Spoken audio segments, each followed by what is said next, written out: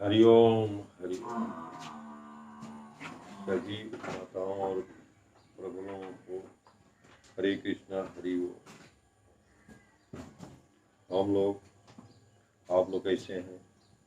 सब कुशल मंगल है? चापा चल रहा है कि नहीं चल रहा है? हम लोग आज श्रीमद् भागवत गीता यथारूप अध्याय नंबर 2 में श्लोक नंबर 12 को अध्ययन करेंगे। हरे कृष्णा हरि बोल। ओम नमो भगवते वासुदेवाय नमः। ओम नमो भगवते वासुदेवाय नमः। नारायणं नमस्कृत्यं नरं चैव नरोत्तमं देवीं सरस्वतीं व्यासं ततो जयमुदीरये। नष्टप्रायेषु अभद्रेषु नित्यं भागवत सेवया भगवते भूतं श्लोकी भक्तिर्भवति नास्तिकीम्। अज्ञानतिमिरान्धस्य ज्ञानाञ्जनशलाकया चक्षुरुन्मिलितं श्री हे कृष्ण करुणा सिंधु दीनबंधो जगत्पते गोपेश गोपिकाकांत राधाकांत नमस्तुते तप्त कांचन गौरांगी राधे वृंदावनेश्वरी वृषभानुसुते देवी प्रणमामि हरिप्रिये। वंशाकल्पतरुभ्यश्च कृपा सिन्धुभ्यैव च पतितनां पावनेभ्यो वैष्णवे। जय श्री कृष्ण चैतन्य प्रभु नित्यानंद श्री अद्वैत गदाधर शिवासादि गौर भक्त वृंद। हरे कृष्णा कृष्णा कृष्णा हरे हरे हरे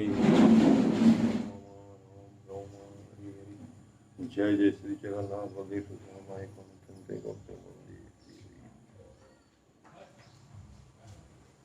नमो ओम कृष्ण परिष्ठाय भूतले श्रीमती जय पताका स्वामी तनमने नमो महाचार पदयामे दय कृपा पलायनि गौर कपालोदय नगर ग्राम अवतारण नमो ओम विष्णुपदाय कृष्ण परिष्ठाय भूतले श्रीमती भक्ति वेदांता स्वामी नामने नमस्ते सरस्वती देवी गौरावाणी प्रचारिणी निर्विशेष शून्यवादी पाश्चात्य देशकाल। जय श्री कृष्ण चैतन्य प्रभु नित्यानंद श्री अद्वैत गदाधर शिवासादि गौर भक्तवृंद। हरे कृष्ण कृष्ण हरे राम।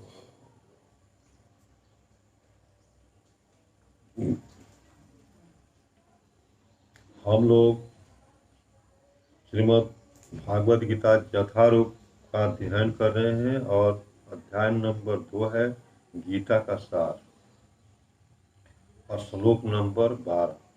आज हम लोग श्लोक नंबर 12 से चालू करेंगे, शुरू करेंगे, अध्ययन करेंगे। तो न त्वेवाहं जातु नासं न त्वं नेमे जनाधिपाः न चैव न भविष्यामः सर्वे वयमतः परमम्। न त्वेवाहं जातु नासं न त्वं न मे नेमे जनाधिपाः न चैव न भविष्यामः सर्वे वयमतः परमम्। न त्वेवा अहं जातुं नासं न त्वं नेमे जनाधिपाः न चैव न भविष्यामः सर्वे वयमतः परम्। इसका अनुवाद है न माने नहीं, तू माने लेकिन, एव मीन्स निश्चय ही, अहम मैं, जात किसी का किसी काल में, न नहीं, आसम था, न माने नहीं, त्वम माने तुम, न नहीं, इसे इमे ये सब जन अधिपा राजागण न कभी नहीं, च भी एव निश्चय ही, न नहीं भविष्यामः, रहेंगे सर्वे वयम, हम सब, अतः परमम, इससे आगे। तो श्लोक क्या है? श्लोक नंबर 12 क्या है?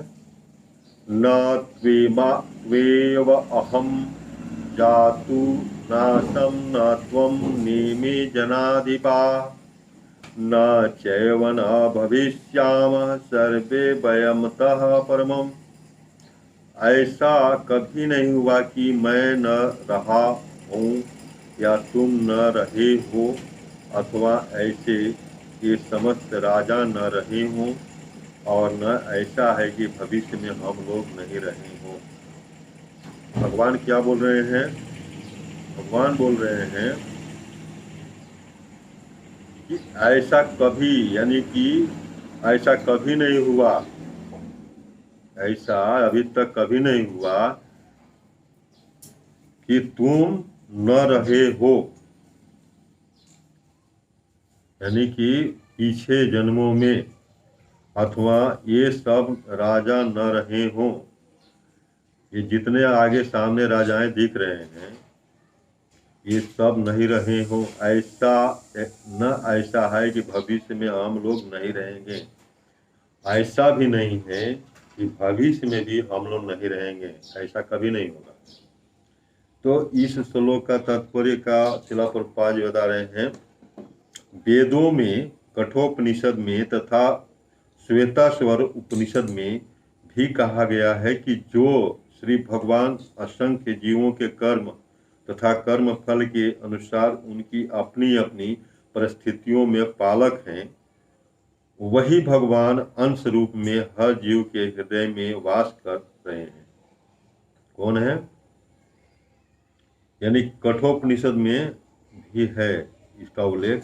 केवल साधु पुरुष जो एक ही ईश्वर को भीतर बाहर देख सकते हैं, पूर्ण एवं शाश्वत शांति प्राप्त कर पाते हैं। कौन देखते हैं? साधु पुरुष। ईश्वर को कैसे देखते हैं? अंदर भी देखते हैं और बाहर भी देखते हैं। नित्यो नित्यानां चेतनानां एको बहुनाम यो विदधाति कामान्, तमात्मस्थं ये अनुपश्यन्ति धीरास्तेषां शान्ति शाश्वती नेतरेषाम्। कठोपनिषद में दूसरा स्कंध और दूसरा अध्याय के 13वां श्लोक में है, ये जो अभी श्लोक बोला गया है, इसका अर्थ, जो वैदिक ज्ञान अर्जुन को प्रदान किया गया वही विश्व के उन समस्त पुरुषों को प्रदान किया जाता है जो विद्वान होने का दावा करते हैं, जिनकी ज्ञान राशि न्यून है। भगवान यह स्पष्ट कहते हैं कि वे स्वयं अर्जुन तथा युद्ध भूमि में एक कत्र सारे राजा शाश्वत प्राणी हैं, और इन जीवों की बद्ध तथा मुक्त अवस्थाओं में भगवान ही एकमात्र उनके पालक हैं। बद्ध जीवन में या मुक्त जीवन में कौन है पालक? इन आत्माओं का स्वयं भगवान है। चाहे बद्ध में रहें या चाहे मुक्त हो जाएं, हर जगह में कौन देखभाल करता है भगवान आत्माओं को? तो भगवान स्वयं भगवान करते हैं। भगवान परम पुरुष हैं तथा भगवान का चीर संगी अर्जुन एवं वहां पर एकत्र सारे राजागण शाश्वत पुरुष हैं। ऐसा नहीं है कि ये भूतकाल में प्राणियों के रूप में अलग अलग उपस्थित नहीं थे, यानी कि पहले जो भूतकाल उन लोगों का पिछला जीवन गुजर गया, उसमें ऐसा नहीं है कि ये पिछले जन्म में नहीं थे और न अगले जन्म में मिलेंगे, ऐसा कभी नहीं हो सकता। और ऐसा भी नहीं है कि ये शाश्वत पुरुष बने नहीं रहेंगे। उनका अस्तित्व भूतकाल में था और भविष्य में भी निर्बाध रूप से बना रहेगा, अतः किसी के लिए शोक करने की कोई बात नहीं है। और हमारे सनातन धर्म का आदमी क्या करता है, डरता है, मरने से डरता है। यही नियम जो है, यही श्लोकार्थ कुरान में है, जिससे इस्लाम पढ़ करके या करता रहता है चारों साइड में। क्यों? वो जानता है कि हम मरने वाला नहीं है, हम मरेगा तो उधर राज करेगा, जिएगा तो इधर राज करेगा। यही 2-3 श्लोक है जिसको लेकर के वो कुरान में भी है, जो उसको पढ़ करके वो लोग गलत रास्ता को अपनाया हुआ है। न आत्मा मरती है और न पैदा होती है, ये दोनों उस आत्मा के पास नहीं है, क्योंकि वो शाश्वत है, सत्य है। यह मायावादी सिद्धांत की मुक्ति के बाद आत्मा माया के आवरण से पृथक होकर निराकार ब्रह्म में लीन हो जाएगा। निराकार ब्रह्म, ये मायावादी लोग बोलता है, जो कथाकथित जो विद्वान लोग हैं, अपना अस्तित्व खो देगा। यहाँ पर परम अधिकारी भगवान कृष्ण द्वारा पुष्ट नहीं हो पाता। न ही इस सिद्धांत का समर्थन हो पाता है कि बद्ध अवस्था में ही हम अस्तित्व का चिंतन करते हैं। यहाँ पर कृष्ण स्पष्ट कह रहे हैं कि भगवान तथा अन्यों का अस्तित्व भविष्य में भी अक्षुण्ण रहेगा, जिसकी पुष्टि उपनिषदों द्वारा भी होती है। यानी कि हर आत्मा भविष्य में भी अक्षुण्ण वैसा ही बना रहेगा, उसका अस्तित्व बना रहेगा, मिटेगा नहीं। और भूत में था और वर्तमान में भी है, और भविष्य में भी ये आत्मा रहेगी। आत्मा कभी मरता जीता नहीं, भगवान स्पष्ट कर रहे हैं अपने श्रीमुख से। कृष्ण का यह कथन प्रामाणिक है कि क्योंकि कृष्ण मायावश नहीं है। यदि अस्तित्व तथ्य न होता तो फिर कृष्ण इतना बल क्यों देते, और वह भी भविष्य के लिए। मायावादी यह तर्क कर सकते हैं कि कृष्ण द्वारा कथित अस्तित्व आध्यात्मिक न होकर भौतिक है। यदि हम इस तर्क को कि अस्तित्व भौतिक होता है स्वीकार भी कर ले, तो फिर कोई कृष्ण के अस्तित्व को किस प्रकार पहचानेगा।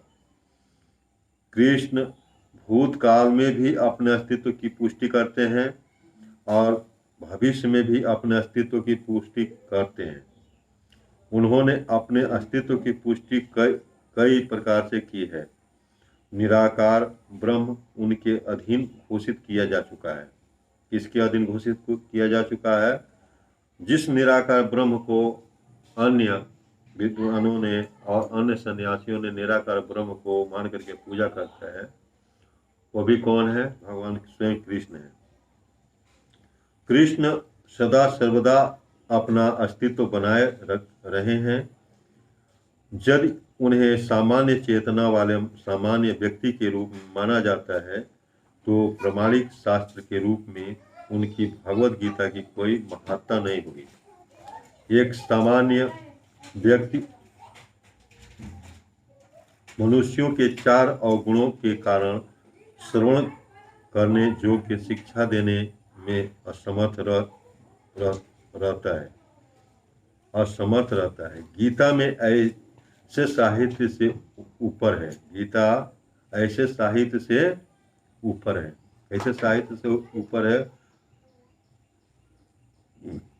एक सामान्य व्यक्ति मनुष्यों के 4 अवगुणों के कारण श्रवण करने के योग्य शिक्षा देने में असमर्थ रहता है।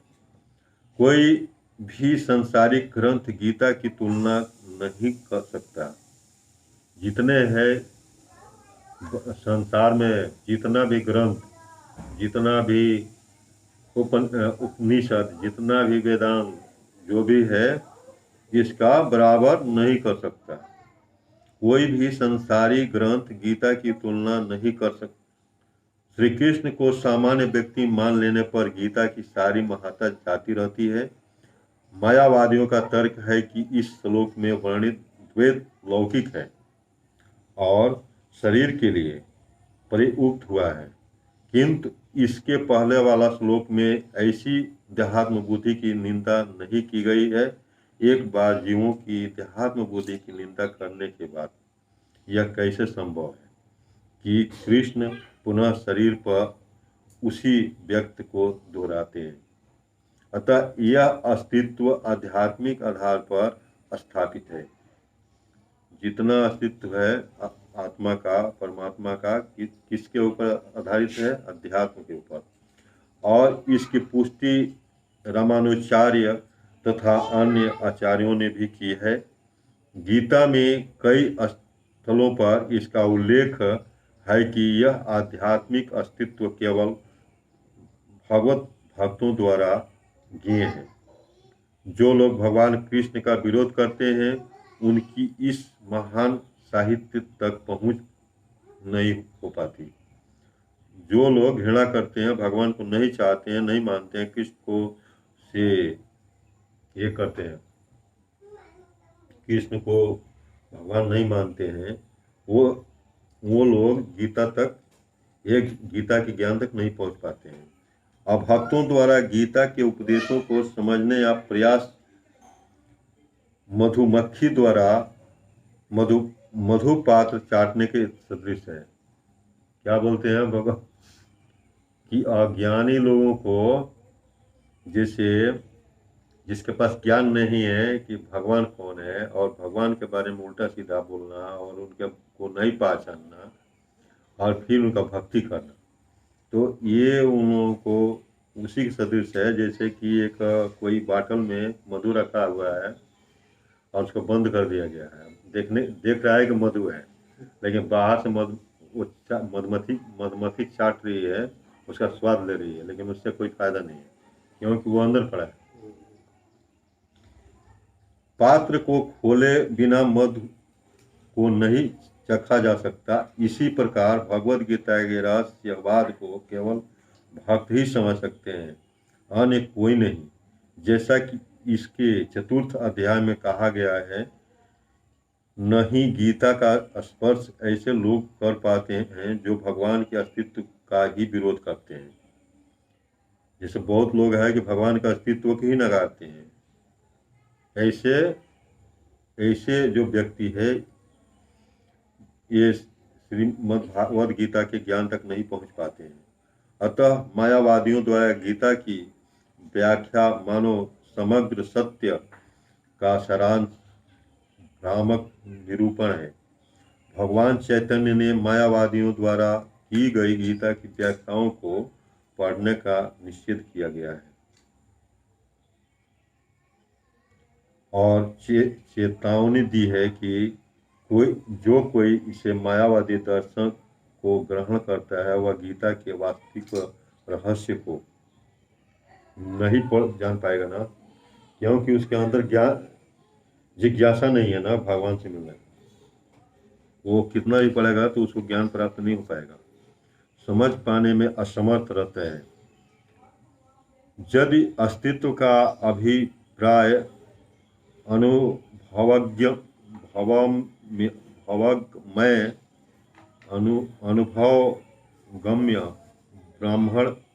ब्रह्मांड से है तो भगवान द्वारा उपदेश देने की कोई आवश्यकता नहीं है। आत्मा तथा परमात्मा का द्वैत शाश्वत तथ्य है और इसकी पुष्टि वेदों द्वारा होती है, जैसा कि ऊपर कहा जा चुका है। जिससे पहले बता दिया गया है कि हर जगह में वेदों में भी उपनिषदों में भी हर जगह में इनकी पुष्टि होती है। श्लोक नंबर 13 अध्याय नंबर 2 गीता का सार।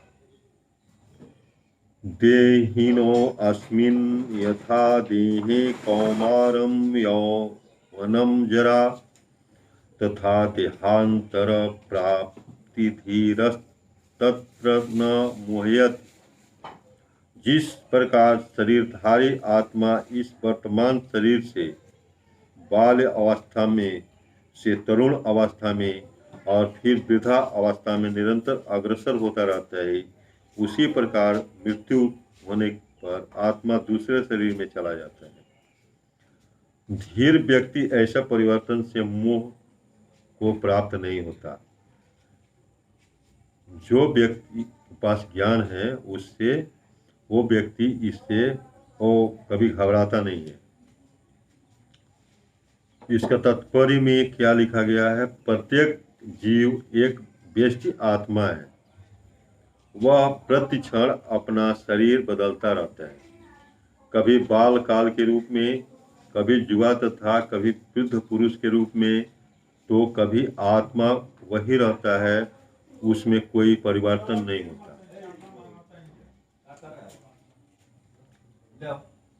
तो ये क्या है कि आत्मा कभी परिवर्तन नहीं होता। सिर्फ क्या परिवर्तन होता है? शरीर, जो प्रकृति से निर्मित शरीर है उसी में परिवर्तन होता है, आत्मा में कभी परिवर्तन नहीं है।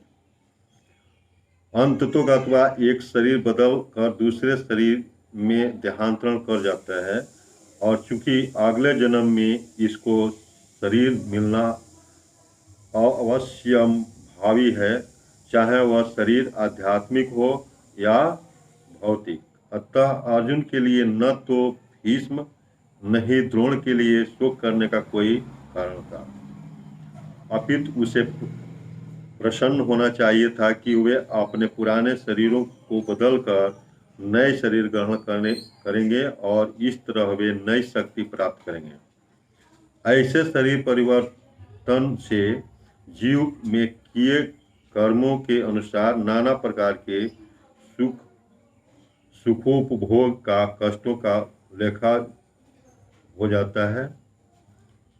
क्योंकि भीष्म व द्रोण साधु पुरुष थे, इसीलिए अगले जन्म में उन्हें आध्यात्मिक शरीर प्राप्त होंगे, नहीं तो कम से कम उन्हें स्वर्ग में भोग करने के अनुरूप शरीर तो प्राप्त होंगे।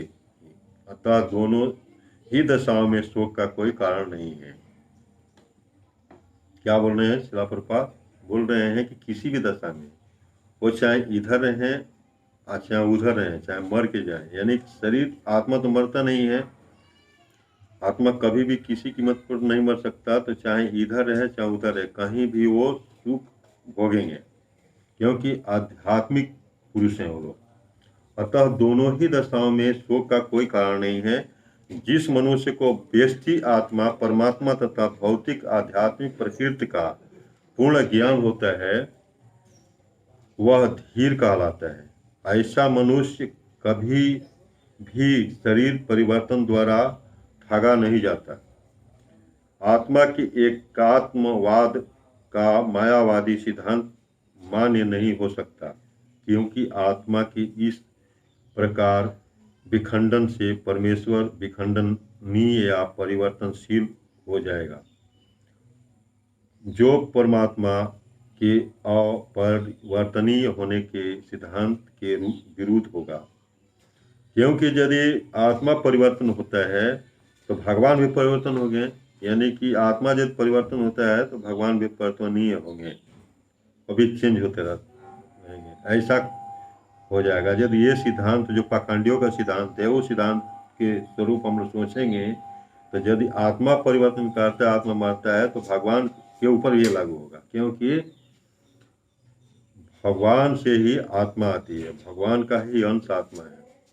गीता में पुष्टि हुई है कि परमात्मा के खंडों का शाश्वत यानी सनातन अस्तित्व है, जिन्हें क्षर कहा जाता है, अर्थात उनमें भौतिक प्रकृति में गिरने की प्रवृत्ति होती है। ये भिन्न अंश खंड नित्य भिन्न रहते हैं, यहाँ तक कि मुक्ति के बाद भी व्यष्टि आत्मा जैसे का तैसा भिन्न अंश बना रहता है। वह यदि मुक्ति भी यहाँ से मिलता है, तो जो यहाँ जो आत्माएं हैं वो भिन्न रहेगी, यानी अलग ही रहेगी भगवान से। किंतु एक बार मुक्त होने पर वह श्री भगवान के साथ सच्चिदानंद रूप में रहता है। कहाँ रहता है? उनके वृंदावन गोलोक धाम में रहता है, उनके साथ रहता है। परमात्मा पर प्रतिबिंब प्रतिबिंबवाद का सिद्धांत व्यवहारित किया जा सकता है, जो प्रत्येक शरीर में विद्यमान रहता है। वह व्यष्टि जीव से भी भिन्न होता है, व्यष्टि जीव से भिन्न होता है। व्यष्टि जीव जैसे हम लोग हैं, हम लोग से वो भिन्न अलग है। जब आकाश का प्रतिबिंब जल में पड़ता है तो प्रतिबिंब में सूर्य, चंद्र तथा सारे तारे सभी कुछ रहते हैं। तारों की तुलना जीवों से तथा सूर्य या चंद्र की परमेश्वर से की जा सकती है। व्यष्टि अंश आत्मा को अर्जुन के रूप में और परमात्मा को श्री भगवान के रूप में प्रदर्शित किया जाता है, जैसा कि चतुर्थ अध्याय के प्रारंभ में स्पष्ट है। वे एक ही स्तर पर नहीं होते। यदि अर्जुन कृष्ण के समान स्तर पर हो और कृष्ण अर्जुन से श्रेष्ठतर न हो तो उनमें उपदेशक तथा उपदिष्ट का संबंध अर्थहीन होगा।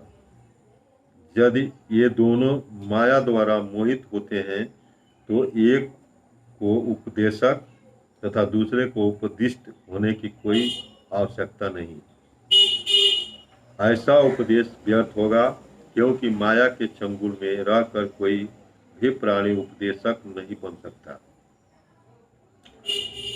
क्या बोले शिला प्रभुपाद जी बोल रहे हैं कि माया का अधीन, जो प्रकृति का अधीन है, वो भगवान के बारे में उपदेश और आत्मा परमात्मा के बारे में उपदेश बराबर नहीं दे सकता है, क्योंकि वो चारों ओर से माया से घिरा हुआ है। तो उपदेशक नहीं बन सकता, उपदेश देने वाला नहीं बन सकता। ऐसी परिस्थितियों में यह मान लिया जाता है कि भगवान कृष्ण परमेश्वर है, जो पद में माया द्वारा विस्मृत अर्जुन रूपी जीव से श्रेष्ठ है।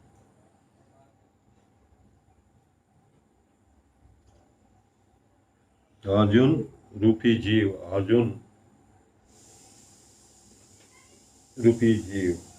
से श्रेष्ठ है कौन?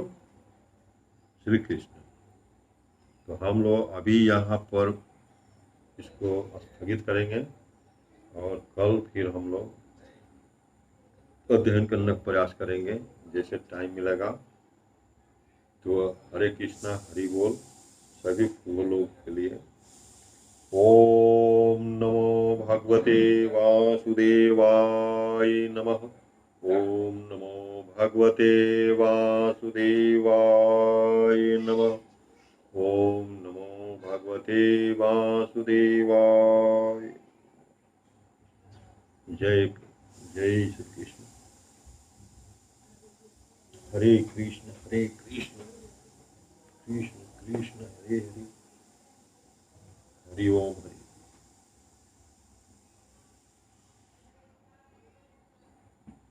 तो आज का अभी जो ये श्रीमद् भागवत गीता का सार का हम लोग अध्ययन कर रहे हैं, दूसरा अध्याय, इसमें पूरा शरीर, आत्मा, परमात्मा, प्रकृति, ये इसके सब के बारे में भगवान पूरी तरह उपदेश में हम लोग को समझाएंगे। और इसका समझना हर मनुष्य के लिए लाभदायक है, क्योंकि ये शरीर जो है, जो मनुष्य जीवन है, मुक्ति का द्वार। यदि इसको हम लोग भूल गए, इसको नकार गए, तो हम लोग फिर हम लोग को मुक्त हो पाना कठिन हो जाएगा। इसलिए इसमें रास्ता बताया गया है जीने का भी, भगवान का भक्ति का भी, और भगवान तक पहुंचने का रास्ता इसमें है, दूसरा और कहीं नहीं है। हम लोग यही तीन को समझने के लिए पूरा वेद, वेदांत, उपनिषद, अनेकों तरह का ग्रंथ पढ़ा हुआ है, जो कि अध्ययन करते हैं आदमी, फिर भी वो नहीं समझ पाते हैं कि किसको हमको पूजा करना है। वो ओनली वन हम लोगों को क्या करना है, एकमात्र श्रीमद् भागवत गीता का अध्ययन करना है, महामंत्र का जाप करना है और कीर्तन भजन करना है, बस। और ज़्यादा से ज़्यादा तो भगवान का सेवा करना, उनको भोग लगाना है। इसके आगे और कुछ का जरूरत नहीं है कलयुग में। यही है सबसे सुगम रास्ता। और नहीं तो आध्यात्म में जा करके जो वेदों कर्म कांडों के हिसाब से हम लोग यदि भक्ति में लगते हैं तो इतना हम लोग के पास जिंदगी नहीं है, समय नहीं है कि उतना कर पाएँ, वो भी कलयुग में। इसलिए बहुत सुगम भगवान ने रास्ता दिया है कलयुग के लिए, कलयुग में मनुष्यों को मुक्ति के लिए यही एकमात्र रास्ता है। इसी रास्ते पर चलना चाहिए सबको। हरे कृष्णा, हरि बोल।